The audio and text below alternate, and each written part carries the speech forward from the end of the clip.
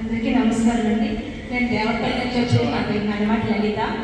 నేను కమ్యూనిటీ మన కమ్మవారి కమ్యూనిటీ గ్రామంలో ఫస్ట్ హ్యాపీలో లైఫ్లో కానీ మా అమ్మంతా బాలోత్సవ కమిటీలో పాల్గొని యాక్టివిటీస్ కండక్ట్ చేయడం అలవాటే. కానీ మన కమ్మవారికి ఉన్న వాల్యూ అనేది తెలుసు.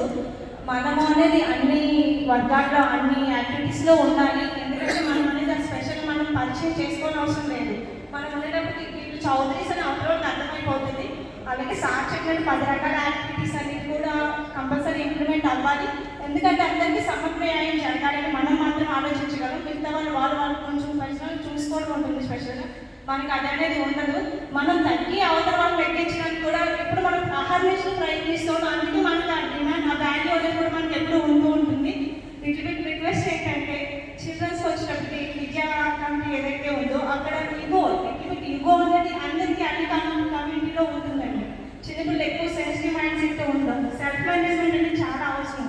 మేబీ గవర్నమెంట్ పర్పస్లో కానీ మనం పర్సనల్గా కొన్ని కెరీర్ గైడెన్స్ క్లాసెస్లో వాళ్ళకి ఇస్తున్నాం. కానీ ఆటలు అనేది కూడా చాలా ముఖ్యంగా ఉంటుంది.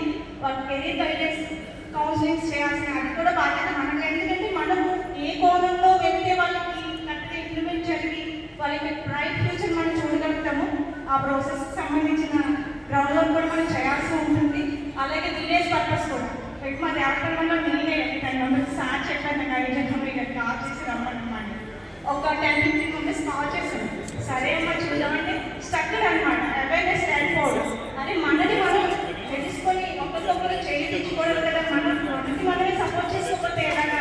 పార్టీ పర్పస్ ఉంటారు, ఫ్యామిలీ అడ్మిషన్ చాలా గ్రాండ్గా చేస్తారు, చాలా ఇష్టపడి పార్టిసిపేట్ చేస్తారు. కానీ ఇది మన నీడ్, మినిమం నీడ్ అనే అవేర్నెస్ లేకపోవడం. ఆ అవేర్నెస్ కోసం విలేజ్ పర్పస్ కౌన్సిలింగ్ తీసుకోవాలండి. కొంచెం గ్రౌండ్ వర్క్ చేయాలి, టైం పట్టినా పర్వాలేదు. కానీ అవేర్నెస్ అనేది ఎందుకంటే మన చౌదరీస్ అందరూ కూడా ఎక్కువ ఉండేది విలేజ్ పర్పస్లోని. అదే సెటిల్ కానీ రీజనరేషన్ హైదరాబాద్ అందరూ సిటీస్కి వెళ్ళిపోయి సెటిల్ అయిపోవడం జరుగుతుంది. ఎవరైతే విలేజెస్లో ఉంటారో వాళ్ళకి మినిమం కౌన్సిలింగ్ ఇచ్చి ఒకరికొక సపోర్ట్ చేసుకున్నప్పుడైతే ఈజీ అవుతుంది వర్క్ అనేది. అండ్ కల్చరల్ యాక్టివిటీస్ కానీ విలేజ్ పర్పస్ ఎప్పుడైతే వచ్చిందో అప్పుడు దేనికైనా ఇన్వెస్ట్ చేయడం వాళ్ళు గ్రౌండ్ వర్క్ చేసినప్పుడు ఈజీ అవుతుంది.